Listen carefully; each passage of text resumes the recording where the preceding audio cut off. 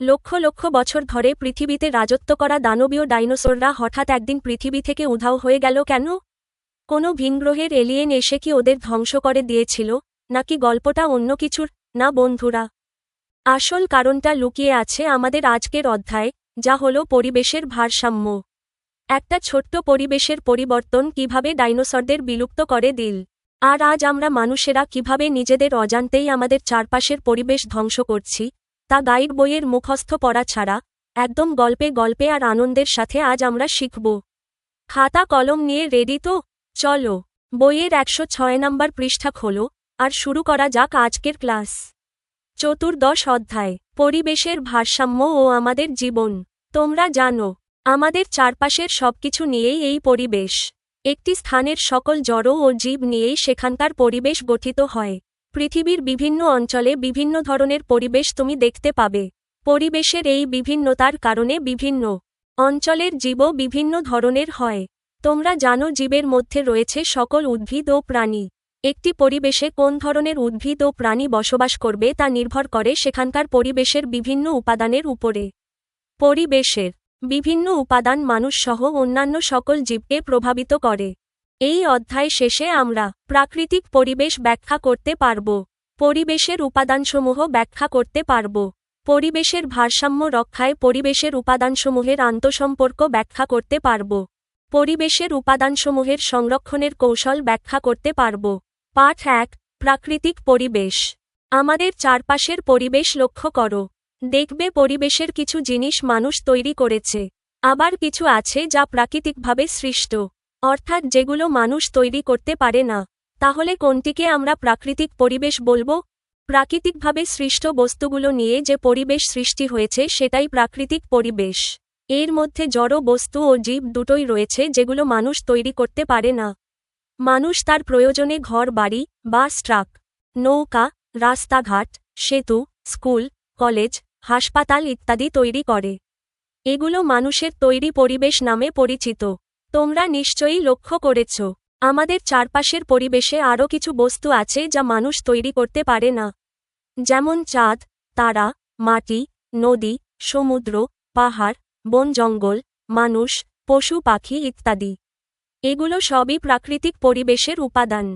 পাঠ 1 এর মূল বিষয়বস্তু। এক নজরে, আমাদের চারপাশের জড় ও জীব সবকিছু নিয়েই পরিবেশ গঠিত।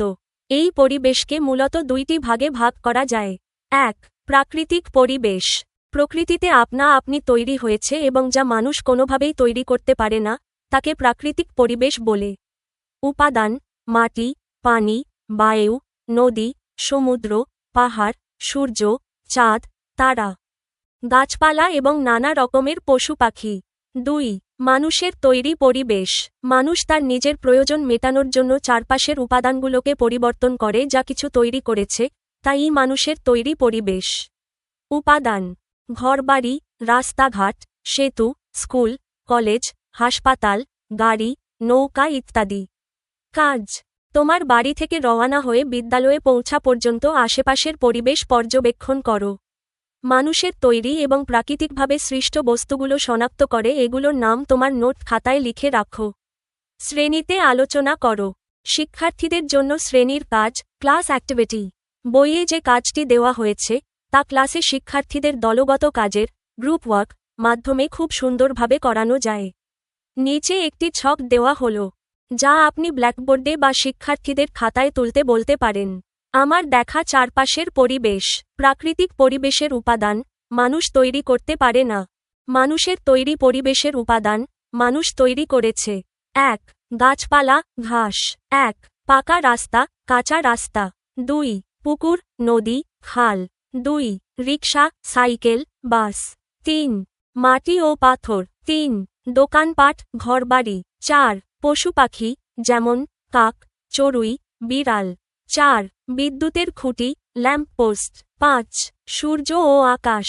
5, স্কুলের দালান, বেঞ্চ। চিত্র 14। 1, মানুষের তৈরি পরিবেশ ও প্রাকৃতিক পরিবেশ। পৃথিবীতে বিভিন্ন ধরনের প্রাকৃতিক পরিবেশ রয়েছে, যেমন বনজঙ্গলের পরিবেশ, পাহাড় পর্বতের পরিবেশ, নদীর পরিবেশ ইত্যাদি। তোমার দেখা বা জানা এ ধরনের আর কি কি প্রাকৃতিক পরিবেশ আছে? আরও কিছু বৈচিত্র্যময় প্রাকৃতিক পরিবেশ। ১. সামুদ্রিক পরিবেশ, মারিন এনভায়রনমেন্ট। বিশাল জলরাশি নিয়ে এই পরিবেশ গঠিত। মহাসাগর ও সাগরের তলদেশের এই পরিবেশ অত্যন্ত বৈচিত্র্যময়।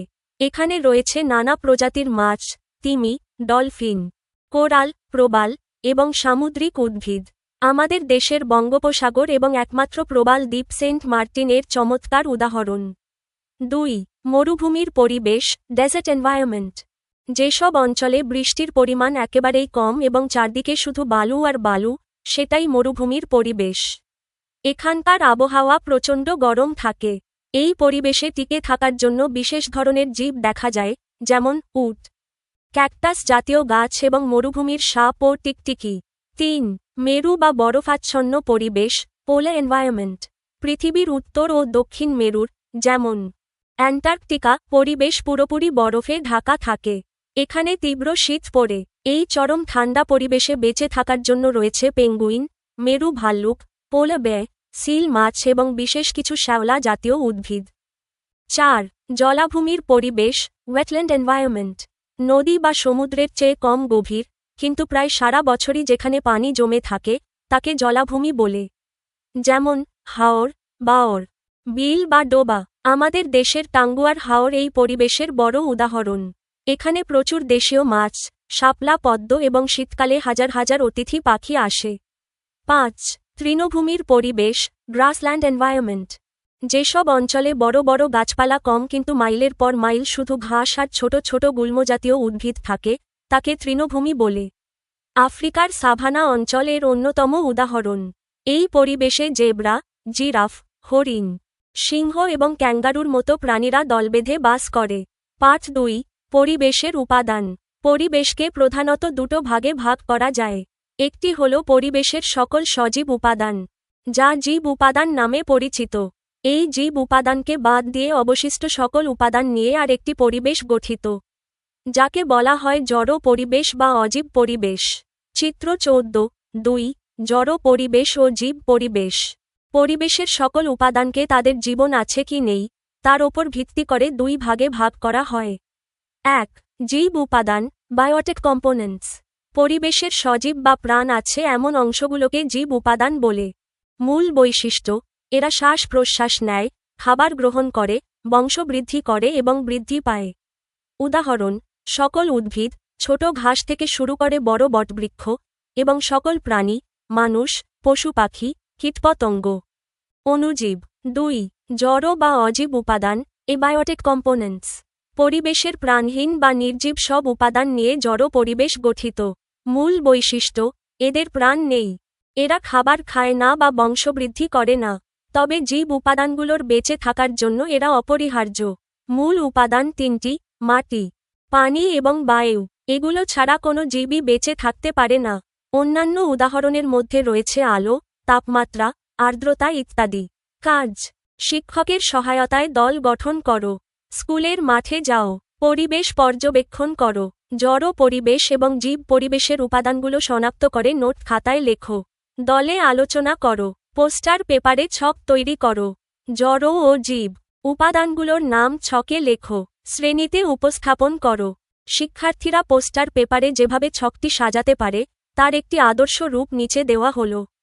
দলের নাম: সবুজ দল, নীল দল। বিষয়: স্কুলের মাঠ পর্যবেক্ষণে প্রাপ্ত জড় ও জীব উপাদান। জীব উপাদান, বায়োটিক। জড়, অজীব উপাদান, এবায়োটিক। ১. আম গাছ, কাঁঠাল গাছ, মেহগনি গাছ। ১. বিদ্যালয়ের মাঠের মাটি। ২. মাঠের সবুজ ঘাস ও ছোট আগাছা। ২. পুকুর বা ট্যাপের পানি। ৩. প্রজাপতি, ফড়িং ও পিঁপড়া। ৩. চারপাশের বাতাস, বায়ু। ৪. চড়ুই পাখি, শালিক ও কাক। ৪. সূর্যের আলো ও উত্তাপ। ৫. মানুষ, সহপাঠী, শিক্ষক, কর্মচারী। ৫. স্কুলের দালান, বেঞ্চ, খেলার গোলপোস্ট। ৬. মাটির নিচের কেঁচো বা অণুজীব। ৬. প্লাস্টিকের বোতল বা কাগজের টুকরো। জীব পরিবেশের উপাদানগুলোর মধ্যে রয়েছে সকল উদ্ভিদ ও প্রাণী। পরিবেশের প্রাণহীন সব উপাদান নিয়ে জড় পরিবেশ গঠিত। এগুলো অজীব বা জড় উপাদান নামে পরিচিত। জড় পরিবেশের মূল উপাদান হচ্ছে মাটি, পানি এবং বায়ু। কারণ এই উপাদানগুলো ছাড়া কোন জীবই বেঁচে থাকতে পারে না। পাঠ 3 ও 4, পরিবেশের জড় ও জীব উপাদান। কাজ। নিচে দেওয়া ছকটি খাতায় তুলে নাও। পরিবেশের বিভিন্ন উপাদান কিভাবে তোমার জানা উদ্ভিদ ও প্রাণীর জীবনকে প্রভাবিত করে তা লিখে ছকটি পূরণ করো। শ্রেণীতে আলোচনায় অংশগ্রহণ করো। ছক। পরিবেশের উপাদান। উদ্ভিদের কি কাজে লাগে? প্রাণীর কি কাজে লাগে? মাটি। 1. উদ্ভিদকে মাটির সাথে শক্ত করে ধরে রাখে। 2. মাটি থেকে উদ্ভিদ মূলের সাহায্যে পানি ও খনিজ লবণ শোষণ করে। 1. অনেক প্রাণীর, যেমন কেঁচো, পিঁপড়া, ইঁদুর, সাপ, প্রধান বাসস্থান। 2. মানুষের ঘরবাড়ি, ফসল ও রাস্তাঘাট তৈরিতে মাটি লাগে। পানি। 1. সালোকসংশ্লেষণ প্রক্রিয়ায় খাদ্য তৈরিতে পানি অত্যাবশ্যক। 2. উদ্ভিদের কোষ সতেজ রাখতে এবং পুষ্টি উপাদান পরিবহনে সাহায্য করে। 1. তৃষ্ণা মেটাতে এবং শরীর সতেজ রাখতে পানি পান করতে হয়। 2. জলজ প্রাণীদের, যেমন মাছ, চিংড়ি, বেঁচে থাকার একমাত্র মাধ্যম। বায়ু। 1. বায়ু থেকে কার্বন ডাই অক্সাইড গ্রহণ করে উদ্ভিদ খাদ্য তৈরি করে। 2. বায়ুর সাহায্যে অনেক উদ্ভিদের পরাগায়ন ও বংশবৃদ্ধি ঘটে। 1. শ্বাস প্রশ্বাসের জন্য বায়ু থেকে অক্সিজেন গ্রহণ করে। 2. শরীর থেকে কার্বন ডাই অক্সাইড বায়ুতে ত্যাগ করে। মাটি। পানি, বায়ু, আলো, তাপমাত্রা, আর্দ্রতা, জলবায়ু ইত্যাদি বিভিন্ন অজীব উপাদান বিভিন্নভাবে পরিবেশের প্রতিটি জীবের স্বভাব এবং বিস্তৃতিকে প্রভাবিত করে। এসব উপাদানের প্রাপ্যতার উপর নির্ভর করে পরিবেশের একটি নির্দিষ্ট স্থানে কোন ধরনের জীব উপাদান থাকবে। সুতরাং বুঝতে পারছ, অজীব বা জড় উপাদান জীবের বেঁচে থাকার জন্য কত গুরুত্বপূর্ণ। কাজ। পাঠ 1-এ তোমরা তোমাদের স্কুলের আশেপাশের পরিবেশ পর্যবেক্ষণ করে জীব পরিবেশের যে সকল উদ্ভিদ ও প্রাণী শনাক্ত করেছ সেগুলো কোন ধরনের পরিবেশে জন্মে বা বাস করে তা পর্যবেক্ষণ করো। উদ্ভিদ ও প্রাণীর বসবাসের পরিবেশের পার্থক্য লক্ষ্য করো। নিচের ছকটি পোস্টার কাগজে বা পুরনো ক্যালেন্ডারের পেছনে তুলে ছকটি পূরণ করো এবং শ্রেণীতে প্রদর্শন করো। ছক। জীবের নাম। কোন ধরনের পরিবেশে জন্মে? আবাসস্থল। উদ্ভিদ। 1. আম, কাঁঠাল গাছ। সমতল ভূমির পরিবেশ, মাটির ওপরে রোদেলা স্থানে। 2. কলমি শাক, কচুরিপানা। জলজ পরিবেশ, পুকুর, ডোবা বা খালের পানিতে। 3. ফার্ন, শ্যাওলা, স্যাঁতস্যাঁতে, ভেজা এবং ছায়াযুক্ত দেয়ালে বা মাটিতে। প্রাণী। 1. কেঁচো, পিঁপড়া, মাটির নিচে বা মাটির গর্তের অন্ধকার পরিবেশে। 2. রুই মাছ, ব্যাঙাচি, জলজ পরিবেশ, পুকুর বা নদীর পানিতে। 3. কাঠবিড়ালি, চড়ুই পাখি, গেছো পরিবেশ, গাছের ডালে বা কোটরে। তোমার আশেপাশের পরিবেশের উদ্ভিদ ও প্রাণী পর্যবেক্ষণ করে তাদের আবাসস্থল সম্পর্কে তোমার ধারণা কি? পরিবেশে উদ্ভিদ ও প্রাণী। পরিবেশে জীব উপাদানের মধ্যে রয়েছে সকল উদ্ভিদ ও প্রাণী।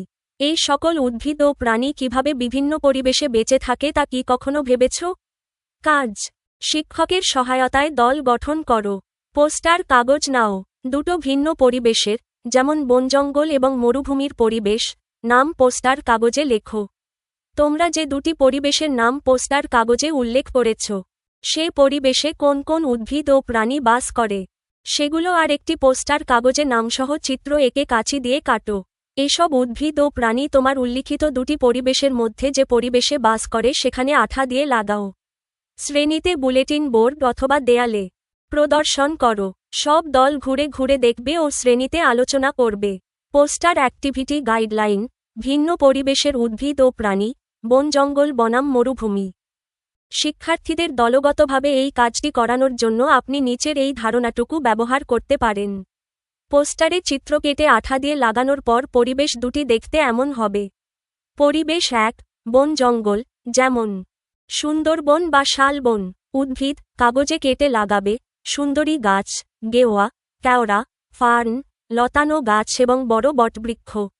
প্রাণী, কাগজে কেটে লাগাবে, রয়্যাল বেঙ্গল টাইগার, হরিণ, বানর, কাঠবিড়ালি, নানা রকম সাপ ও বুনো পাখি।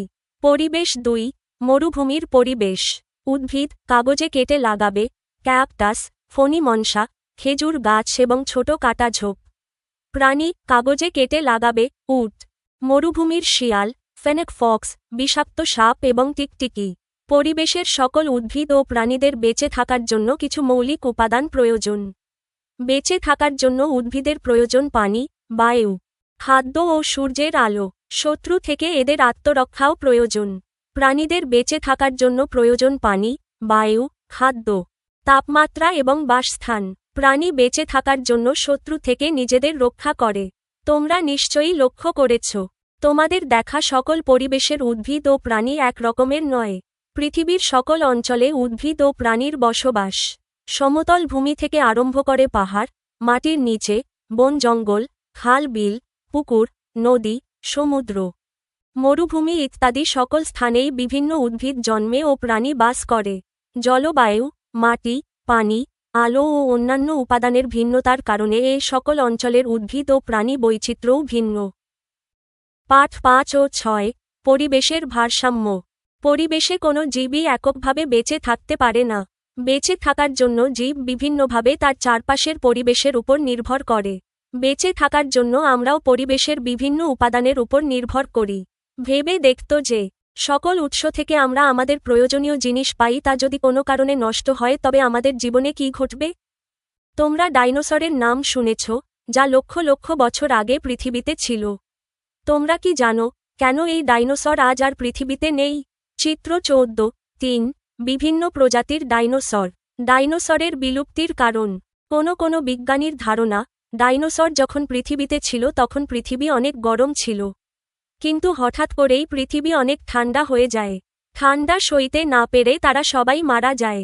আবার কারো মতে, যখন পৃথিবীতে অন্য প্রাণীদের আবির্ভাব ঘটে, তখন তারা খাদ্য হিসেবে ডাইনোসরের ডিম খাওয়া শুরু করে। ডাইনোসর তাদের ডিম সংরক্ষণে ব্যর্থ হয়, ফলে ধীরে ধীরে তাদের বিলুপ্তি ঘটে। তবে এই সংক্রান্ত গবেষণায় দুটি প্রধান তত্ত্বকে প্রাধান্য দেওয়া হয়ে থাকে: 1. গ্রহাণুর আঘাত এবং 2. আগ্নেয়গিরি উদ্গীরণ। 1980 সালে পদার্থবিদ লুইস আলভারেজ এবং তার দল আবিষ্কার করেন যে 66 মিলিয়ন বছর আগে পৃথিবীতে ব্যাপক হারে ইরিডিয়াম, একটি মহাজাগতিক মৌল, জমে ছিল, যা একটি গ্রহাণু আঘাতের ইঙ্গিত দেয়। পরবর্তী সময়ে মেক্সিকোতে একটি 111 মাইল প্রশস্ত গর্ত আবিষ্কৃত হয়, যেটিকে সেই গ্রহাণুর আঘাতস্থল হিসেবে চিহ্নিত করা হয়। গবেষণা বলছে, এই আঘাত পৃথিবীর জলবায়ুতে আকস্মিক পরিবর্তন এনে খাদ্য শৃঙ্খল ভেঙে দেয়। হঠাৎ সংঘটিত এই পরিবর্তন ডাইনোসরের ব্যাপক বিলুপ্তির কারণ হয়। 2. অন্য একটি তত্ত্ব অনুযায়ী আগ্নেয়গিরি উদ্গীরণই ছিল প্রধান কারণ। এই তত্ত্বে বলা হয়, ডাইনোসররা আগে থেকেই ধীরে ধীরে বিলুপ্ত হচ্ছিল এবং আগ্নেয়গিরির উদ্গীরণ একে ত্বরান্বিত করে। আগ্নেয়গিরির গ্যাস ও ছাই পরিবেশে বিষক্রিয়া সৃষ্টি করে এবং দীর্ঘমেয়াদী জলবায়ু পরিবর্তন ঘটায়। ফলে বিরূপ পরিবেশে ডাইনোসরদের টিকে থাকা কঠিন হয়ে পড়ে এবং বিলুপ্ত হয়।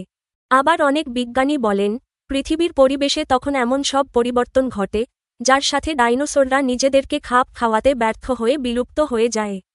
তোমরা নিশ্চয়ই বুঝতে পারছ, প্রাকৃতিকভাবে পরিবেশের পরিবর্তন বা মানুষের কোনো কর্মকাণ্ডের কারণে যদি পরিবেশের পরিবর্তন ঘটে, তখন পরিবেশের ভারসাম্য নষ্ট হয়। পরিবেশের ভারসাম্য নষ্ট হলে জীব পরিবেশ নানাভাবে ক্ষতিগ্রস্ত হয়। পরিবেশের ভারসাম্য নষ্ট হওয়ার কারণ কি কি? নিচের কাজটি সম্পন্ন করার মাধ্যমে এর উত্তর খুঁজে বের করো। 1. ডাইনোসরের বিলুপ্তি ও পরিবেশের পরিবর্তন। লক্ষ লক্ষ বছর আগে রাজত্ব করা ডাইনোসররা আজ পৃথিবীতে নেই, কারণ তারা পরিবেশের আকস্মিক পরিবর্তনের সাথে খাপ খাওয়াতে বা অভিযোজন করতে পারেনি। বিজ্ঞানীদের মতে এর প্রধান দুটি কারণ হল: গ্রহাণুর আঘাত, অ্যাস্ট্রয়েড ইম্প্যাক্ট। 66 মিলিয়ন বছর আগে পৃথিবীতে একটি বিশাল গ্রহাণু আঘাত হানে, যার প্রমাণ মেক্সিকোর 111 মাইল প্রশস্ত গর্ত। এর ফলে জলবায়ু বদলে যায় এবং খাদ্য শৃঙ্খল ভেঙে পড়ে। আগ্নেয়গিরির উদ্গীরণ, ভলক্যানিক এরাপশনস। আগ্নেয়গিরির বিষাক্ত গ্যাস ও ছাই দীর্ঘমেয়াদী জলবায়ু পরিবর্তন ঘটায়, যা ডাইনোসরদের টিকে থাকা অসম্ভব করে তোলে। 2. বর্তমান সময়ে পরিবেশের ভারসাম্য নষ্ট হওয়ার কারণ। ডাইনোসররা বিলুপ্ত হয়েছিল প্রাকৃতিক কারণে, কিন্তু বর্তমান পৃথিবীতে পরিবেশের ভারসাম্য নষ্ট হচ্ছে মূলত মানুষের কারণে। জনসংখ্যা বৃদ্ধি, বাড়তি মানুষের জন্য বনজঙ্গল কেটে ঘরবাড়ি, রাস্তাঘাট ও চাষের জমি বানানো হচ্ছে। আবাসস্থল ধ্বংস, গাছপালা কাটার ফলে বন্য পশুপাখি ও উদ্ভিদ তাদের থাকার জায়গা হারাচ্ছে। পরিবেশ দূষণ, কলকারখানা ও মানুষের অসচেতনতায় মাটি, পানি এবং বায়ু মারাত্মকভাবে দূষিত হচ্ছে। কাজ, তোমার এলাকার বা স্কুলের আশেপাশের পরিবেশ পর্যবেক্ষণ। এই পরিবেশ হতে পারে কোনো সমতল ভূমি, কোনো পুকুর বা জলাশয় বা কোনো বনাঞ্চল। দেখো এখানে কোনো ধরনের পরিবর্তন ঘটেছে কি? পরিবর্তন ঘটার কারণ কি কি? তোমার নোট খাতায় লেখো। এতে মানুষসহ উদ্ভিদ বা কোনো প্রাণীর কি কোনো ক্ষতি হয়েছে? হয়ে থাকলে সেগুলো নোট খাতায় উল্লেখ করে রাখো। শ্রেণীতে পরিবেশের পরিবর্তন সম্পর্কে আলোচনা করো। আশেপাশের পরিবেশ পর্যবেক্ষণ ও পরিবর্তন শনাক্তকরণ। বইয়ে শিক্ষার্থীদের নিজেদের এলাকা বা স্কুল প্রাঙ্গণ পর্যবেক্ষণ করে একটি নোট তৈরি করতে বলা হয়েছে। শিক্ষার্থীরা তাদের খাতায় যেভাবে এটি উপস্থাপন করতে পারে তার একটি বাস্তবসম্মত নমুনা নিচে দেওয়া হল। আমার এলাকার পরিবেশ পর্যবেক্ষণ প্রতিবেদন। পর্যবেক্ষণের স্থান। কী পরিবর্তন লক্ষ্য করলাম? পরিবর্তন ঘটার কারণ। এর ফলে উদ্ভিদ প্রাণীর কী ক্ষতি হচ্ছে? ১. স্থানীয় পুকুর বা জলাশয়। পুকুরের পানি পচে কালো হয়ে গেছে এবং চারপাশে ময়লার স্তূপ। আশেপাশের মানুষ ময়লা আবর্জনা ফেলছে এবং ড্রেনের পানি মিশছে। পানিতে অক্সিজেনের অভাবে মাছ মরে ভেসে উঠছে। মশা মাছির উপদ্রব বেড়েছে। ২. স্কুলের পাশের ফাঁকা জায়গা, ঝোপঝাড়। আগে যেখানে অনেক গাছপালা ও ঝোপঝাড় ছিল, এখন সেখানে বহুতল ভবন উঠছে। জনসংখ্যা বৃদ্ধির কারণে মানুষের থাকার জন্য নতুন বাড়ি তৈরি হচ্ছে। অনেক পাখি, কাঠবিড়ালি এবং ছোট কীটপতঙ্গ তাদের বাসা হারিয়েছে। বড় গাছপালা কমে গেছে। ৩. রাস্তাঘাট ও চারপাশের বাতাস। বাতাসে প্রচুর ধুলাবালি এবং কালো ধোঁয়া, সবসময় তীব্র শব্দ। রাস্তায় গাড়ির সংখ্যা বৃদ্ধি এবং সংস্কার কাজের জন্য রাস্তা খোঁড়াখুড়ি। মানুষের শ্বাসকষ্ট, কাশি ও কানের সমস্যা হচ্ছে। গাছের পাতার ওপর ধুলার আস্তরণ পড়ে খাদ্য তৈরি ব্যাহত হচ্ছে। বর্তমানে পৃথিবীতে জনসংখ্যা বৃদ্ধি পেয়েছে। বাড়তি মানুষের চাহিদা মেটানোর জন্য বনজঙ্গল কেটে বাড়িঘর, চাষের জমি, স্কুল, কলেজ, হাসপাতাল, রাস্তাঘাট ইত্যাদি তৈরি করা হচ্ছে। ফলে প্রাকৃতিক পরিবেশ ধ্বংস হচ্ছে। এছাড়াও মানুষ বিভিন্নভাবে মাটি, পানি ও বায়ু দূষিত করছে।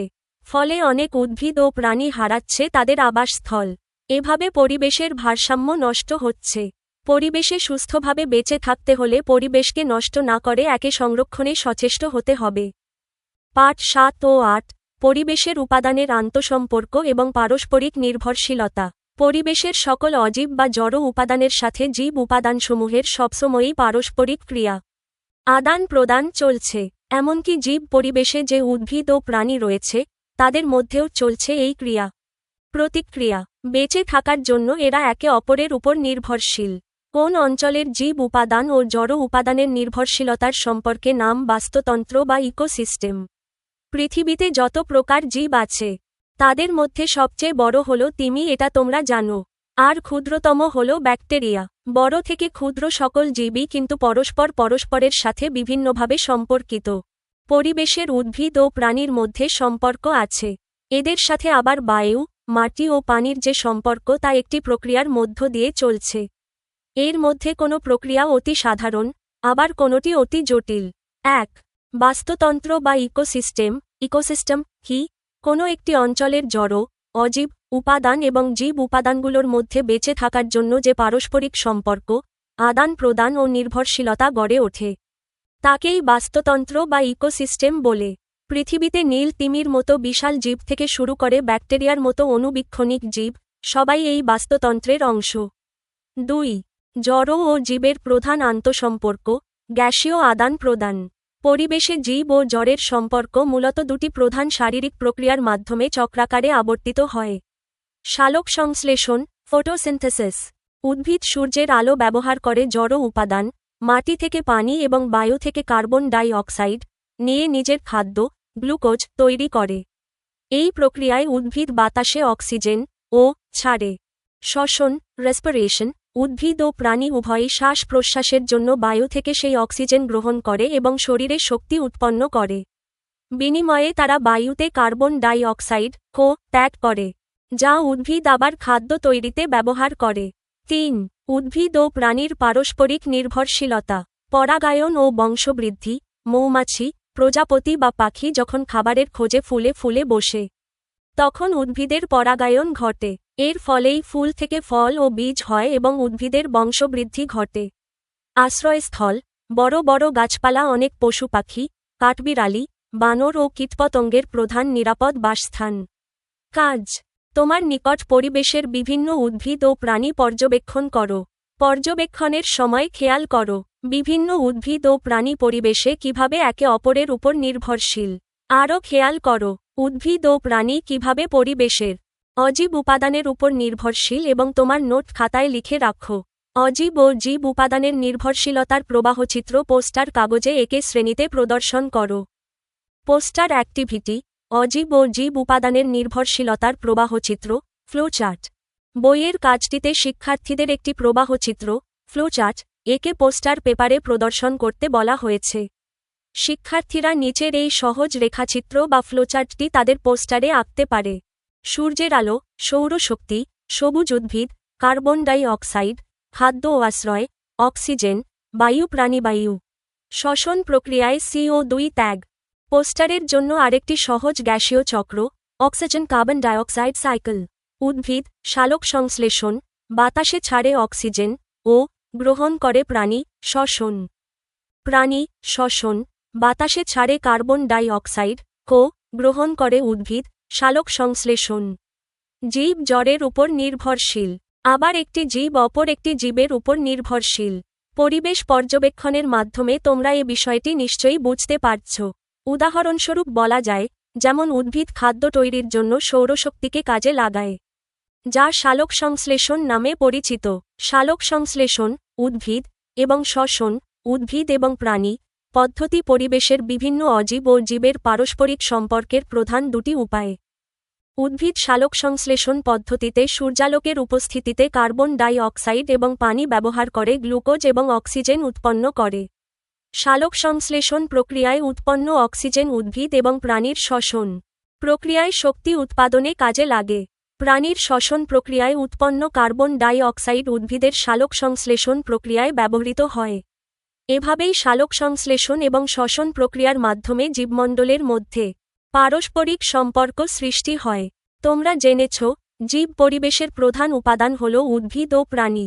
বৈশিষ্ট্যের দিক থেকে এরা একে অপরের থেকে ভিন্ন, কিন্তু জীবন ধারণের জন্য এরা একে অপরের উপর নির্ভরশীল। চিত্র 14:4। উদ্ভিদ ও প্রাণীর নির্ভরশীলতা। কোনো উদ্ভিদের বংশবিস্তার ঘটে কীটপতঙ্গের মাধ্যমে। জীবন ধারণের জন্য মৌমাছি যখন ফুলে ফুলে বিচরণ করে, তখনই পরাগায়ন ঘটে। আবার বিভিন্ন প্রাণী যেমন পশু পাখি ইত্যাদির মাধ্যমেও উদ্ভিদের বংশবিস্তার হয়। আবার অনেক উদ্ভিদ আছে যারা বিভিন্ন উদ্ভিদ ও প্রাণীর আশ্রয়স্থল। তোমরাও পরিবেশের বিভিন্ন উপাদানের নির্ভরশীলতার অনেক উদাহরণ দিতে পারবে। এরকম আরও পারস্পরিক নির্ভরশীলতার উদাহরণ তৈরি করো। পাঠ 9 ও 10। পরিবেশের বিভিন্ন উপাদান সংরক্ষণের কৌশল। পরিবেশের বিভিন্ন উপাদান যেমন মাটি, পানি, বায়ু, উদ্ভিদ, প্রাণী ইত্যাদি সম্পর্কে তোমরা জেনেছ। আরও জেনেছ উদ্ভিদ ও প্রাণী বেঁচে থাকার জন্য একে অপরের উপর নির্ভরশীল। এরা আবার জড় পরিবেশের উপরও নির্ভরশীল। সকল জীব বেঁচে থাকার জন্য পরিবেশের বিভিন্ন উপাদানের উপর নির্ভরশীল। পরিবেশের উপাদানসমূহের মধ্যে যদি কোনো কারণে কোনো পরিবর্তন ঘটে, তবে জীবের স্বাভাবিক জীবন ব্যাহত হবে। বলতে পার কিভাবে পরিবেশের দূষণ ঘটে? কাজ: শিক্ষকের নির্দেশনায় দলে একটি দূষিত পরিবেশ, যেমন হাজামজা পুকুর বা জলাশয়, দূষিত নদী, আবর্জনাময় স্থান ইত্যাদি পরিদর্শন করো। পরিবেশ দূষিত হওয়ার কারণ শনাক্ত করো। দূষণরোধে করণীয় কী তা ব্যাখ্যা করো। পরিবেশের উপাদানসমূহ সংরক্ষণে করণীয় কী দলে আলোচনা করে প্রতিবেদন তৈরি করো। শ্রেণীতে উপস্থাপন করো। দলগত কাজের নমুনা, পরিবেশ দূষণ ও সংরক্ষণ সংক্রান্ত প্রতিবেদন। বইয়ের কাজ অনুযায়ী শিক্ষার্থীরা কোনো একটি দূষিত স্থান পরিদর্শন করে যেভাবে প্রতিবেদনটি তৈরি করে শ্রেণীতে উপস্থাপন করতে পারে, তার একটি সম্পূর্ণ ডেমো নিচে দেওয়া হল। প্রতিবেদনের বিষয়: আমাদের এলাকার একটি দূষিত জলাশয় পরিদর্শন এবং তা সংরক্ষণের উপায়। তৈরি করেছে গোলাপ দল, ষষ্ঠ শ্রেণী, শাখা ক। 1. পরিদর্শনকৃত স্থান: আমাদের স্কুলের পাশের একটি বড় পুকুর ও তার চারপাশের পরিবেশ। 2. পরিবেশ দূষিত হওয়ার কারণসমূহ: আমরা যা দেখলাম। বর্জ্য নিষ্কাশন: আশেপাশের বাসাবাড়ি ও হোটেলের ময়লা আবর্জনা সরাসরি পুকুরে ফেলা হচ্ছে। প্লাস্টিকের ব্যবহার: পুকুরের পানিতে ও পাড়ে প্রচুর পরিমাণে প্লাস্টিকের বোতল, চিপসের প্যাকেট ও পলিথিন জমে আছে। গৃহস্থালী কাজ: পুকুরের পানিতে গবাদি পশু গোসল করানো, কাপড় কাচা এবং থালা বাসন মাজার কাজ চলছে। পানির অবস্থা। অতিরিক্ত দূষণের ফলে পুকুরের পানি পচে কালো ও দুর্গন্ধযুক্ত হয়ে গেছে এবং মশার লার্ভা তৈরি হয়েছে। ৩. এই দূষণের ফলে সৃষ্ট ক্ষতি। পানিতে অক্সিজেনের অভাবে মাছ এবং অন্যান্য জলজ প্রাণী মারা যাচ্ছে। দূষিত পানির কারণে আশেপাশের মানুষের চর্মরোগ এবং পেটের অসুখ, ডায়রিয়া, জন্ডিস হচ্ছে। মশা মাছির উপদ্রব বেড়ে যাওয়ায় ডেঙ্গু ও ম্যালেরিয়ার ঝুঁকি বাড়ছে। ৪. দূষণ রোধে ও পরিবেশ উপাদান সংরক্ষণে আমাদের করণীয় সুপারিশমালা। পরিবেশের উপাদান সংরক্ষণের কৌশল ও আমাদের করণীয়। পানির উপাদান। ১. খোলা জলাশয় বা পুকুরে ময়লা আবর্জনা ও প্লাস্টিক ফেলা সম্পূর্ণ বন্ধ করতে হবে। ২. কাপড়ের ক্ষতিকর ডিটারজেন্ট বা সাবানের পানি সরাসরি পুকুরে মেশানো যাবে না। মাটির উপাদান। ১. পলিথিন ও প্লাস্টিক মাটিতে যেখানে সেখানে না ফেলে নির্দিষ্ট ডাস্টবিনে ফেলতে হবে। ২. পচনশীল বর্জ্য মাটিতে পুঁতে জৈব সার তৈরি করা যেতে পারে। বায়ুর উপাদান। ১. ময়লা আবর্জনা স্তূপ করে পুড়িয়ে কালো ধোঁয়া তৈরি করা যাবে না, এতে বায়ু দূষিত হয়। ২. স্কুলের চারপাশে এবং বাড়ির আঙিনায় বেশি করে গাছ লাগাতে হবে, গাছ বায়ু শুদ্ধ রাখে। জীব উপাদান। ১. পাখি শিকার বা বন্যপ্রাণী নিধন পুরোপুরি বন্ধ করতে হবে। ২. কোনো কারণ ছাড়া গাছের ডালপালা বা ছোট গাছ কাটা যাবে না। চিত্র ১৪.৫ একটি স্বাভাবিক পরিবেশ ও একটি দূষিত পরিবেশ। সুস্থ ও স্বাভাবিকভাবে বেঁচে থাকার জন্য এবং বিভিন্ন উদ্ভিদ ও প্রাণীদের বিলুপ্তি থেকে রক্ষা করতে হলে পরিবেশকে দূষণমুক্ত রাখতে হবে। সেই সাথে পরিবেশকে পরিচ্ছন্ন রাখতে হবে। পরিবেশের বিভিন্ন উপাদান মাটি, পানি, বায়ুর দূষণ রোধ করতে হবে। বন জঙ্গল, পশু, পাখি নিধন বন্ধ করতে হবে। প্রাকৃতিক সম্পদের ব্যবহার এমনভাবে করতে হবে যেন জীব এবং সম্পদের ভারসাম্য রক্ষা হয়। পাঠ ৯ ও ১০ এর মূল বিষয়বস্তু। এক নজরে। পরিবেশ দূষণ কি? প্রাকৃতিক কারণে বা মানুষের নানা ক্ষতিকর কর্মকাণ্ডের ফলে পরিবেশের উপাদানগুলোর মাটি, পানি, বায়ু, স্বাভাবিক অবস্থার যে ক্ষতি হয়, যা জীবজগতের জন্য ক্ষতিকর, তাকেই পরিবেশ দূষণ বলে। সংরক্ষণের মূল মন্ত্র। সুস্থভাবে বেঁচে থাকতে এবং উদ্ভিদ ও প্রাণীদের বিলুপ্তি থেকে রক্ষা করতে হলে আমাদের প্রাকৃতিক সম্পদের ব্যবহার সীমিত করতে হবে এবং পরিবেশকে পরিচ্ছন্ন রাখতে হবে। এই অধ্যায়ে আমরা যা শিখলাম। প্রাকৃতিক পরিবেশ হলো এমন একটি পরিবেশ, যার মধ্যে রয়েছে জড় বস্তু ও জীব, যা মানুষ সৃষ্টি করতে পারে না। পরিবেশ দুই ধরনের উপাদান নিয়ে গঠিত: জড় উপাদান ও জীব উপাদান। প্রাণহীন সব উপাদান হল জড় উপাদান এবং সজীব সকল উপাদান হল জীব উপাদান।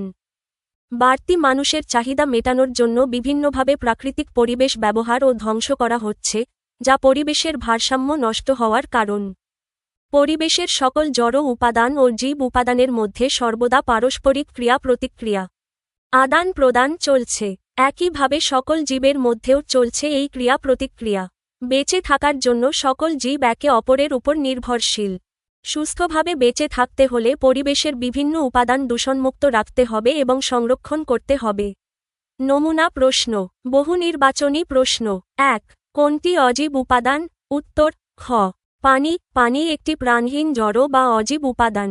অন্যদিকে অ্যামিবা, গোলাপ ও শামুক হল জীব উপাদান। ২. পরিবেশ সংরক্ষণের জন্য আমাদের রাস্তাঘাট নির্মাণ করতে হবে। পরিবেশকে দূষণমুক্ত রাখতে হবে। উদ্ভিদ ও প্রাণীকুলকে রক্ষা করতে হবে। নিচের কোনটি সঠিক? উত্তর: গ. পরিবেশ সংরক্ষণের জন্য পরিবেশকে দূষণমুক্ত রাখা এবং উদ্ভিদ ও প্রাণীকুলকে রক্ষা করা প্রয়োজন। অতিরিক্ত রাস্তাঘাট নির্মাণ অনেক সময় প্রাকৃতিক পরিবেশ ধ্বংস করে। নিচের উদ্দীপকের আলোকে ৩ ও ৪ নং প্রশ্নের উত্তর দাও। চিত্র এক্স, চিত্র ওয়াই। ৩.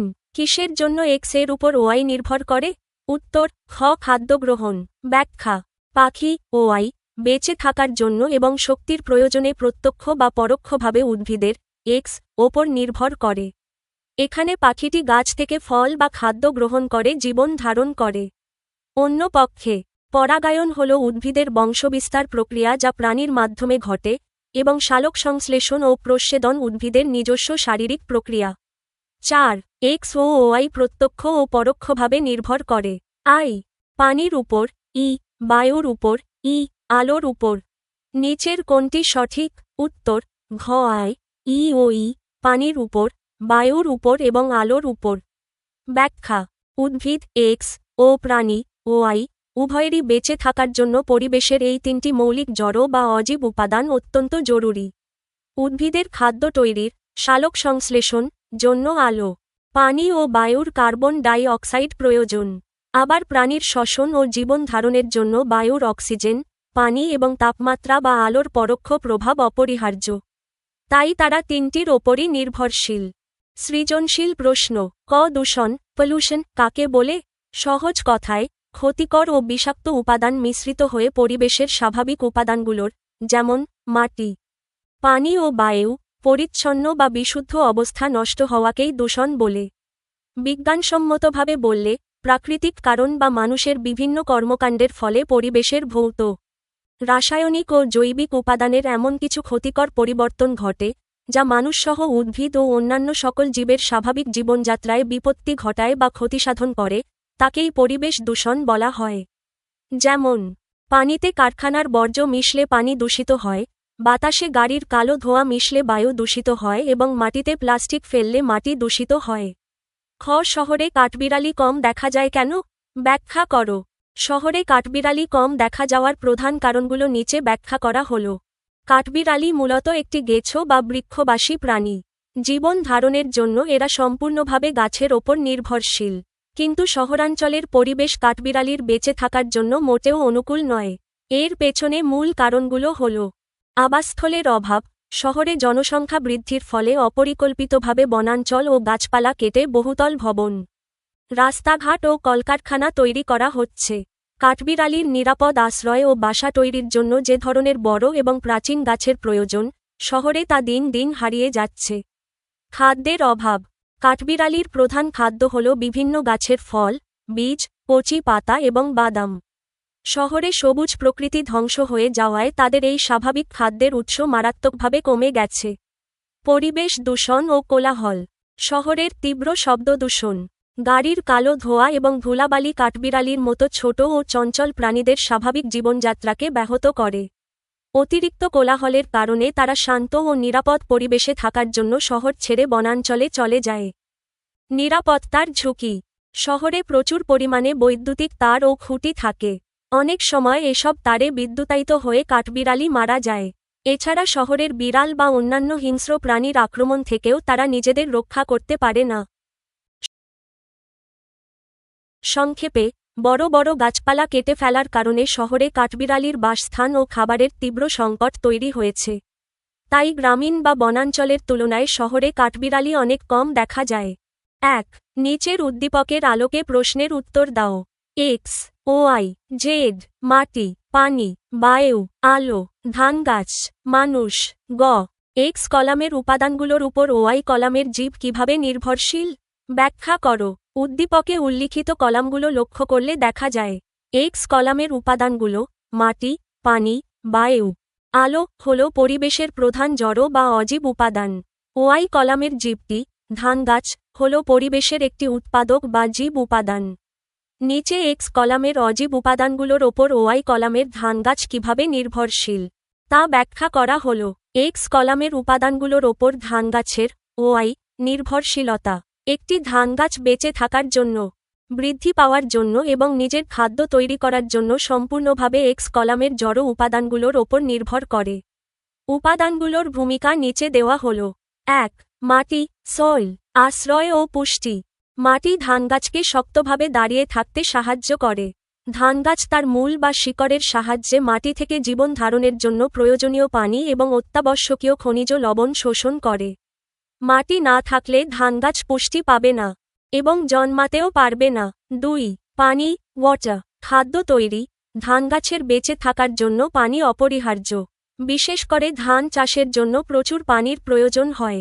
উদ্ভিদ মাটি থেকে যে পানি শোষণ করে, তা তার পাতায় পাঠায়। এই পানি ব্যবহার করেই ধানগাছ সালোক সংশ্লেষণ প্রক্রিয়ায় নিজের খাদ্য, গ্লুকোজ, তৈরি করে। ৩. বায়ু, শ্বসন ও খাদ্য উৎপাদন। বায়ুমণ্ডলের কার্বন ডাই অক্সাইড ছাড়া ধানগাছ খাদ্য তৈরি করতে পারে না। ধানগাছ তার পাতার পত্ররন্ধ্রের মাধ্যমে বাতাস থেকে এই কার্বন ডাই অক্সাইড গ্রহণ করে। আবার বেঁচে থাকার জন্য ধানগাছ যখন শ্বসন প্রক্রিয়া চালায় তখন বাতাস থেকে অক্সিজেন ও গ্রহণ করে।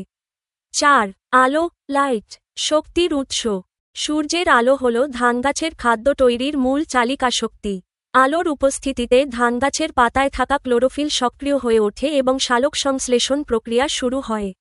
আলো ছাড়া ধানগাছ কোনো খাদ্য তৈরি করতে পারবে না এবং একসময় মারা যাবে। সংক্ষেপে রাসায়নিক বিক্রিয়া, সালোক সংশ্লেষণ। এক্স কলামের এই উপাদানগুলো ধানগাছ ঠিক কিভাবে একসাথে ব্যবহার করে তা নিচের সমীকরণটি দেখলে আরও স্পষ্ট হয়। কার্বন ডাই অক্সাইড, বায়ু প্লাস পানি, মাটি, সূর্যের আলো, ভাগ, ক্লোরোফিল গ্লুকোজ, খাদ্য প্লাস অক্সিজেন প্লাস পানি। উপসংহার: উপরোক্ত আলোচনা থেকে স্পষ্ট যে এক্স কলামের মাটি, পানি, বায়ু ও আলো ছাড়া ওয়াই কলামের ধানগাছের অস্তিত্ব কল্পনা করা অসম্ভব। অর্থাৎ জড় উপাদানগুলোর ওপর এই জীব উপাদানটি পুরোপুরি নির্ভরশীল।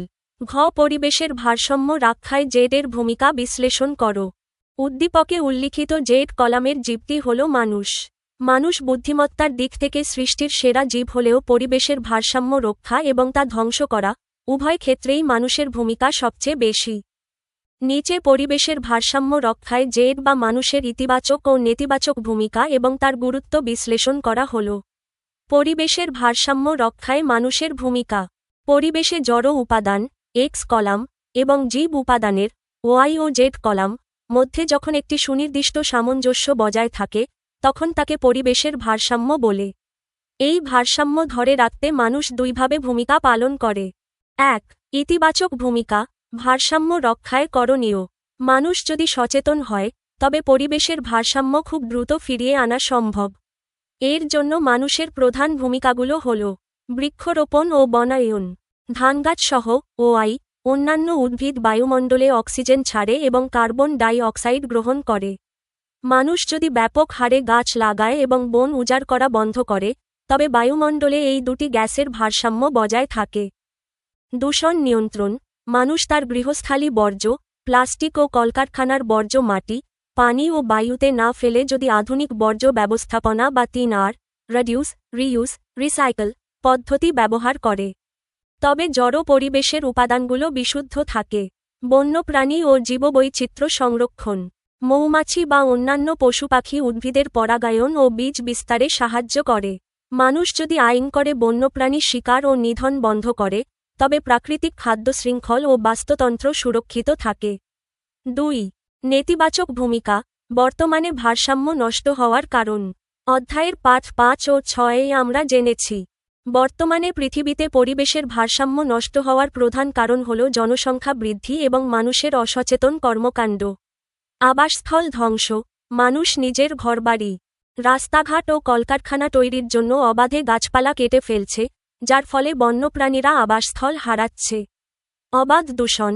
মানুষের তৈরি প্লাস্টিক বর্জ্য, গাড়ির কালো ধোঁয়া এবং জমিতে অতিরিক্ত রাসায়নিক সার ব্যবহারের ফলে মাটি, পানি ও বায়ু এক্স কলাম মারাত্মকভাবে দূষিত হচ্ছে, যা পুরো জীবজগতের জন্য হুমকিস্বরূপ। সালোক সংশ্লেষণ ও শ্বসন প্রক্রিয়ায় মানুষের প্রত্যক্ষ ভূমিকা।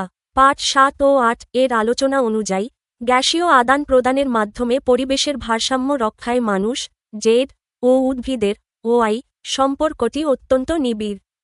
মানুষ শ্বাস প্রশ্বাসের শ্বসন জন্য উদ্ভিদ থেকে উৎপাদিত অক্সিজেন ও গ্রহণ করে বেঁচে থাকে। বিনিময়ে মানুষ বাতাসে যে ক্ষতিকর কার্বন ডাই অক্সাইড ত্যাগ করে। উদ্ভিদ তা গ্রহণ করে নিজের খাদ্য তৈরি করে। যদি মানুষ পরিবেশ থেকে উদ্ভিদ ধ্বংস করে ফেলে তবে বাতাসে কার্বন ডাই অক্সাইড বেড়ে গিয়ে পৃথিবীর তাপমাত্রা বৃদ্ধি পাবে, গ্রিনহাউস প্রভাব এবং মানুষের নিজের অস্তিত্বই ডাইনোসরদের মতো হুমকির মুখে পড়বে। সিদ্ধান্ত। উপসংহারে বলা যায় পরিবেশের ভারসাম্য বজায় রাখা বা নষ্ট করা সবই জেড কলামের উপাদান অর্থাৎ মানুষের সচেতনতা ওপর নির্ভর করে। পরিবেশে সুস্থভাবে বেঁচে থাকতে হলে মানুষকে অবশ্যই দূষণ রোধ করতে হবে এবং প্রাকৃতিক সম্পদ সংরক্ষণে সবচেয়ে অগ্রণী ভূমিকা পালন করতে হবে। জড় পরিবেশ কাকে বলে? পরিবেশের প্রাণহীন বা নির্জীব সব উপাদান নিয়ে যে পরিবেশ গঠিত হয় তাকে জড় পরিবেশ বা অজীব পরিবেশ বলে। সহজ কথায়, আমাদের চারপাশের পরিবেশের যেসব উপাদানের জীবন নেই, যারা শ্বাস প্রশ্বাস নেয় না, খাবার খায় না বা বংশবৃদ্ধি করতে পারে না, সেগুলোই জড় পরিবেশের অংশ। জড় পরিবেশের মূল উপাদান তিনটি: ১. মাটি, ২. পানি, ৩. বায়ু। এছাড়া সূর্যের আলো, তাপমাত্রা, আর্দ্রতা ও জলবায়ুও জড় পরিবেশের গুরুত্বপূর্ণ উপাদান। এই জড় উপাদানগুলো ছাড়া পৃথিবীর কোনো জীবই, উদ্ভিদ বা প্রাণী বেঁচে থাকতে পারে না। খ. সেন্ট মার্টিন দ্বীপে প্রবাল কমে যাওয়ার কারণ ব্যাখ্যা করো। সেন্ট মার্টিন দ্বীপে প্রবাল, কোরাল কমে যাওয়ার কারণসমূহ নিচে ব্যাখ্যা করা হল। বাংলাদেশের একমাত্র প্রবাল দ্বীপ সেন্ট মার্টিন, এবং এর অংশ ছেড়া দ্বীপ। এর মূল বৈশিষ্ট্য ও সৌন্দর্য হল এর নানা বর্ণের সামুদ্রিক প্রবাল। কিন্তু মানুষের অসচেতন কর্মকাণ্ড এবং জলবায়ু পরিবর্তনের ফলে বর্তমানে এই প্রবাল মারাত্মকভাবে কমে যাচ্ছে। এর প্রধান কারণগুলো হল: বৈশ্বিক উষ্ণতা বৃদ্ধি, গ্লোবাল ওয়ার্মিং।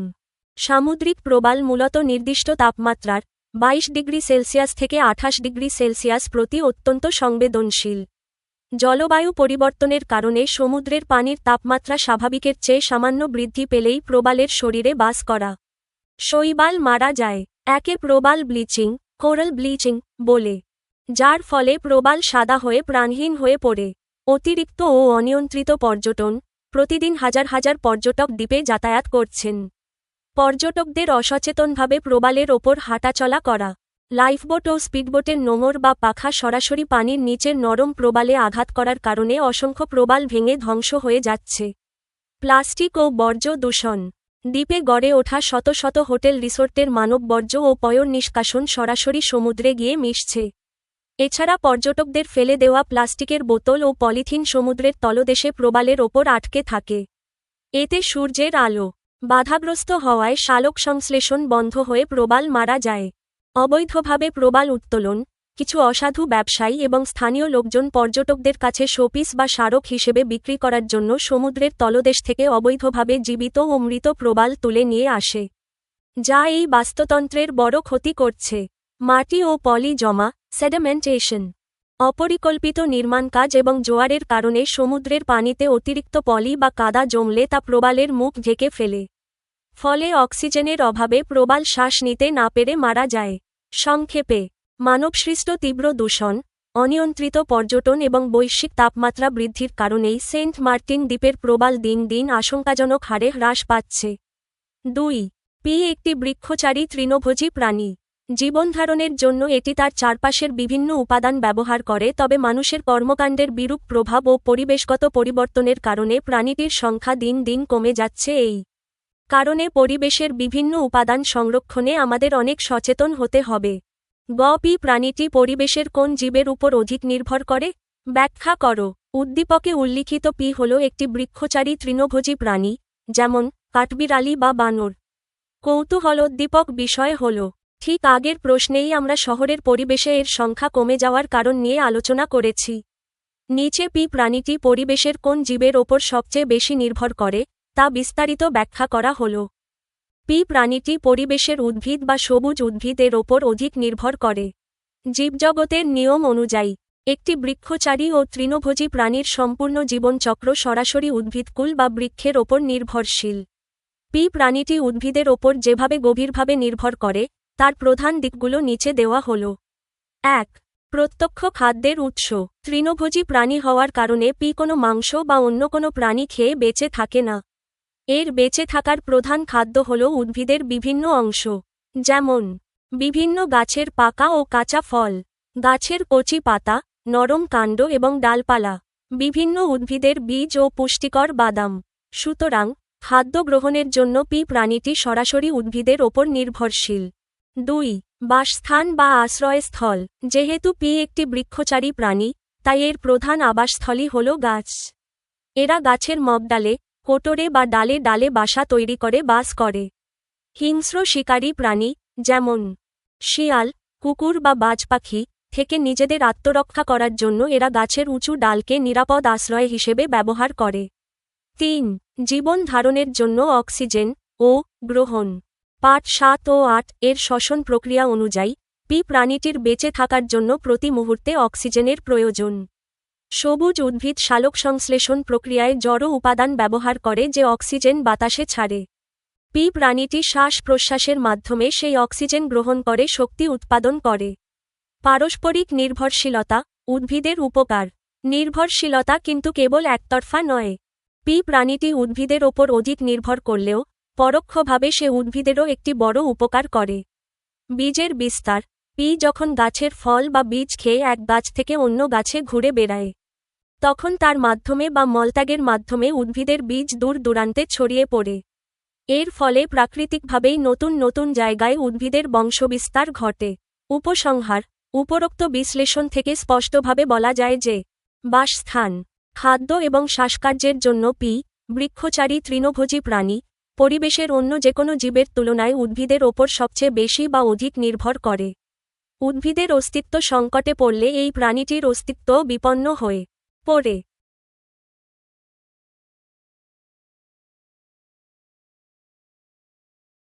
ঘ উদ্দীপকের শেষে উল্লিখিত সচেতনতা কৌশলগুলো বিশ্লেষণ করো। উদ্দীপকের শেষে বলা হয়েছে, মানুষের কর্মকাণ্ডের বিরূপ প্রভাব ও পরিবেশগত পরিবর্তনের কারণে প্রাণীটির পি সংখ্যা দিন দিন কমে যাচ্ছে। এই কারণে পরিবেশের বিভিন্ন উপাদান সংরক্ষণে আমাদের অনেক সচেতন হতে হবে। এই বক্তব্যের আলোকে পরিবেশের বিভিন্ন উপাদান, মাটি, পানি, বায়ু, উদ্ভিদ ও প্রাণী সংরক্ষণের জন্য আমাদের বাস্তব জীবনে যে সকল সচেতনতা কৌশল অবলম্বন করা উচিত, তা নিচে বিস্তারিত বিশ্লেষণ করা হল। পরিবেশের উপাদান সংরক্ষণের মূল সচেতনতা কৌশলসমূহ। পরিবেশের ভারসাম্য রক্ষা করে পি এর মতো বিলুপ্তপ্রায় জীবদের বাঁচাতে হলে আমাদের জড় ও জীব উভয় পরিবেশের উপাদান সংরক্ষণে সচেষ্ট হতে হবে। কৌশলগুলো নিম্নরূপ। ১. বনায়ন ও প্রাকৃতিক আবাসস্থল সংরক্ষণ, অফরেস্টেশন। যেহেতু উদ্দীপকের পি প্রাণীটি একটি বৃক্ষচারী প্রাণী, তাই তার অস্তিত্ব টিকিয়ে রাখতে গাছপালা রক্ষা করা সবচেয়ে বড় কৌশল। করণীয়। অকারণে গাছ কাটা বা বনাঞ্চল ধ্বংস করা সম্পূর্ণ বন্ধ করতে হবে। একটি গাছ কাটলে দুটি গাছ লাগাতে হবে, এই নীতি মেনে চলতে হবে। প্রভাব। এতে পি এর মতো প্রাণীদের বাসস্থান ও খাদ্যের অভাব দূর হবে এবং বায়ুমণ্ডলে অক্সিজেন ও কার্বন ডাই অক্সাইডের ভারসাম্য ঠিক থাকবে। ২. বর্জ্য ব্যবস্থাপনায় ৩ রূপী নীতির প্রয়োগ। মানুষের তৈরি প্লাস্টিক ও পলিথিন বর্জ্য মাটি ও পানি মারাত্মকভাবে দূষিত করছে, যা পরোক্ষভাবে বন্যপ্রাণীদের জীবন বিপন্ন করে তোলে। রিডিউস কমিয়ে আনা। প্লাস্টিক, পলিথিন ও ওয়ান টাইম জিনিসের ব্যবহার যতটা সম্ভব কমিয়ে আনতে হবে। রিইউজ পুনরায় ব্যবহার। একটি প্লাস্টিকের বোতল বা পাত্র ফেলে না দিয়ে বারবার ব্যবহার বা টব তৈরিতে ব্যবহার করা। রিসাইকেল পুনর্ব্যবহার উপযোগী করা। ভাঙা কাঁচ, প্লাস্টিক বা কাগজ যত্রতত্র না ফেলে রিসাইক্লিং কারখানায় পাঠানোর ব্যবস্থা করা। ৩. মাটি, পানি ও বায়ু দূষণ রোধে সচেতনতা।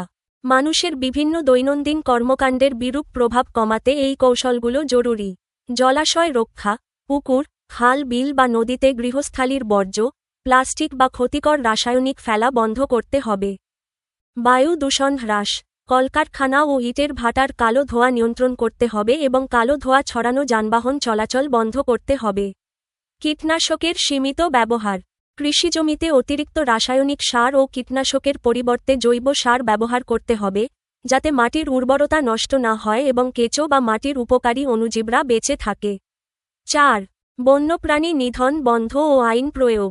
খাদ্য শৃঙ্খল ও বাস্তুতন্ত্র ইকোসিস্টেম সচল রাখতে সব ধরনের প্রাণীকে রক্ষা করতে হবে। করণীয়।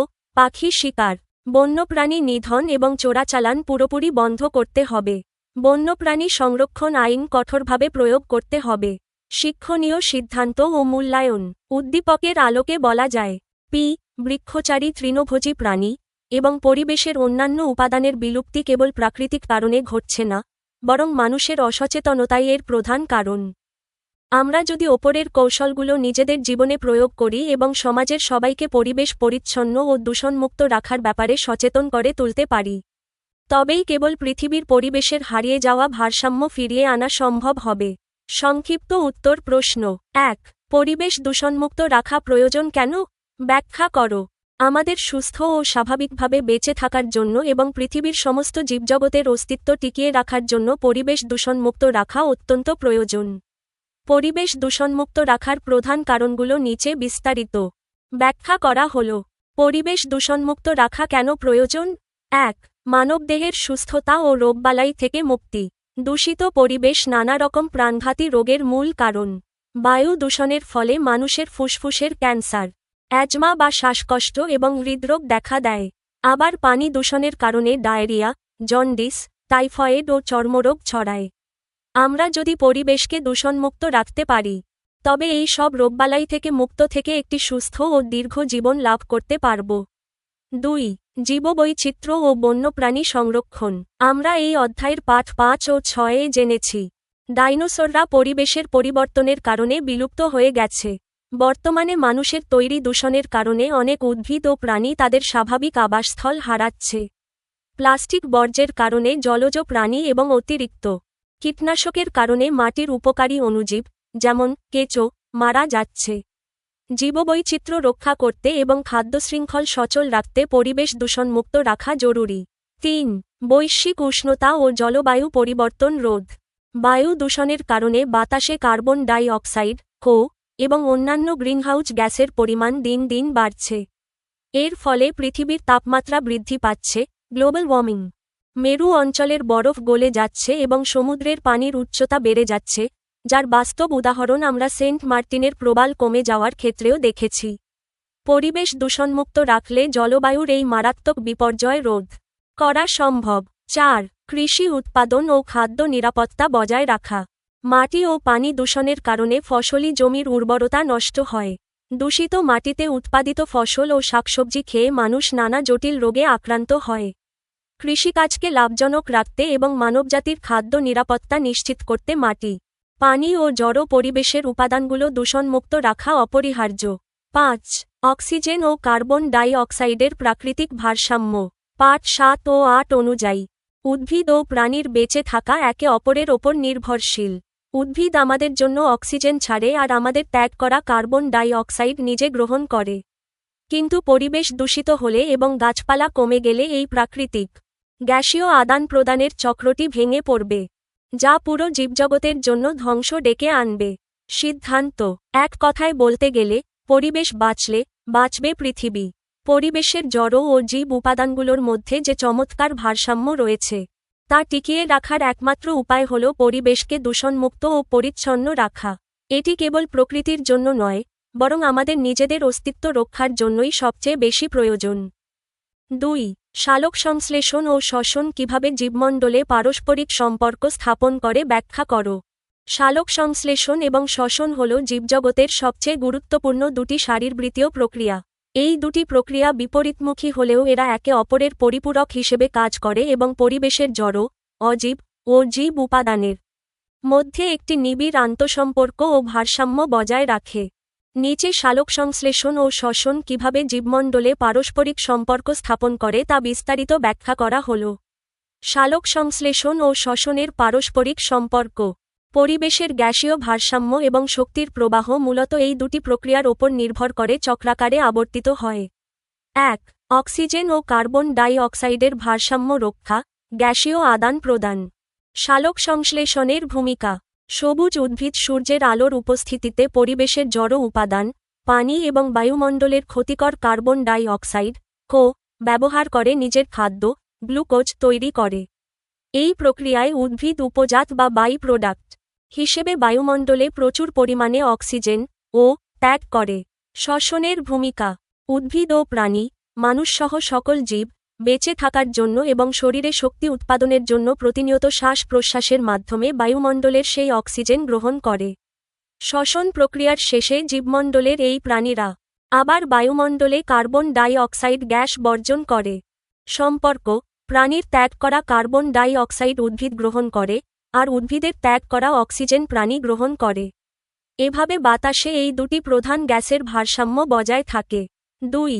শক্তির রূপান্তর ও প্রবাহ। সালোকসংশ্লেষণ প্রক্রিয়ার মাধ্যমে উদ্ভিদ সৌরশক্তিকে রাসায়নিক শক্তিতে রূপান্তরিত করে নিজের দেহে, খাদ্যের মধ্যে জমা রাখে। শ্বসন প্রক্রিয়ার মাধ্যমে উদ্ভিদ ও প্রাণী সেই খাদ্যকে অক্সিজেনের সাহায্যে ভেঙে আবার গতিশক্তি বা তাপশক্তিতে রূপান্তর করে, যা তাদের চলাফেরা, বৃদ্ধি ও বেঁচে থাকার সমস্ত জৈবিক কাজে ব্যবহৃত হয়। অর্থাৎ, সালোকসংশ্লেষণ যদি শক্তি সঞ্চয় করে, তবে শ্বসন সেই শক্তিকে জীবের ব্যবহারের উপযোগী করে তোলে। সমীকরণের মাধ্যমে পারস্পরিক নির্ভরশীলতা। প্রক্রিয়া দুটির রাসায়নিক সমীকরণ লক্ষ্য করলে এদের মধ্যকার বিপরীতমুখী ও পরিপূরক সম্পর্কটি এক নজরে পরিষ্কার হয়ে যায়। সালোকসংশ্লেষণ, উদ্ভিদ দ্বারা খাদ্য ও অক্সিজেন তৈরি।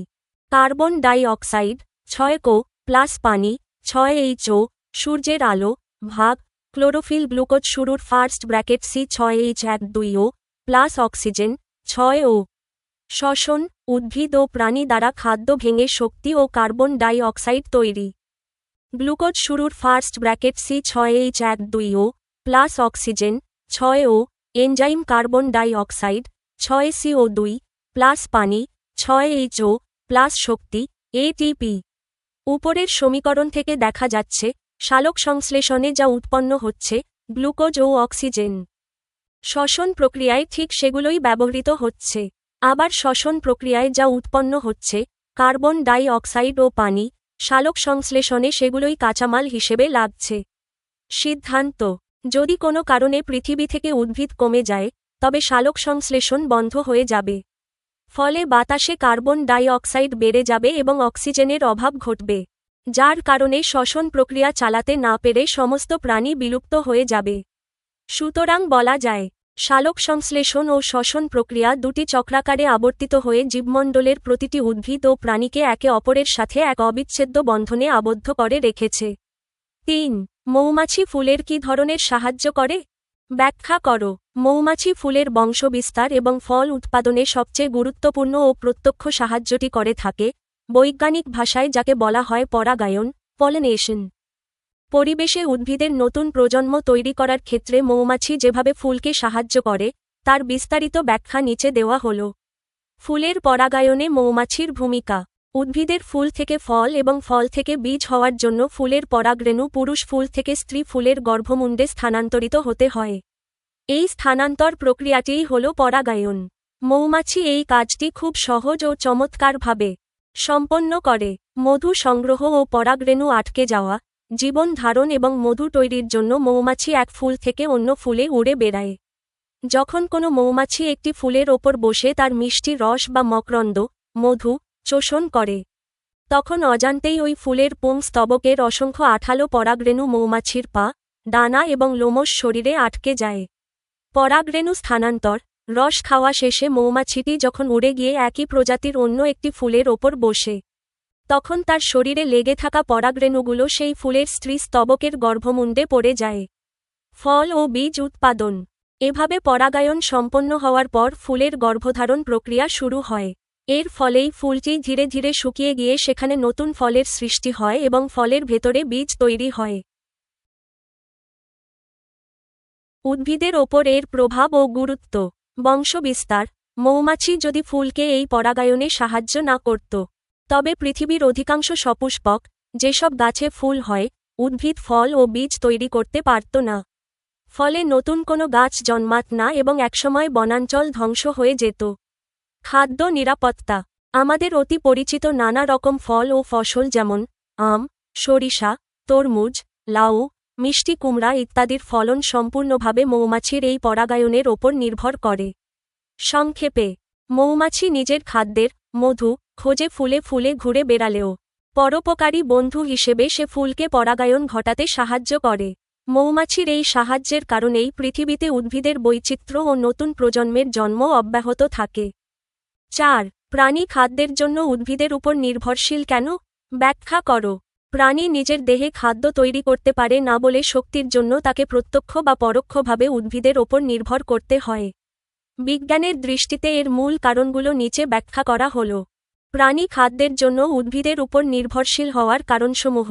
1. ক্লোরোফিলের অনুপস্থিতি। সবুজ উদ্ভিদের পাতায় ক্লোরোফিল নামক একটি বিশেষ উপাদান থাকে, যার সাহায্যে তারা সূর্যের আলো ব্যবহার করে নিজের খাদ্য নিজেই তৈরি করতে পারে, সালোকসংশ্লেষণ প্রক্রিয়া। কিন্তু মানুষের শরীরে বা অন্য কোনো প্রাণীর দেহে ক্লোরোফিল থাকে না, তাই প্রাণীরা নিজের দেহে কোনো খাদ্য বা শক্তি উৎপাদন করতে পারে না। বেঁচে থাকার জন্য তাদের উদ্ভিদের তৈরি করা খাদ্যের ওপরই ভরসা করতে হয়।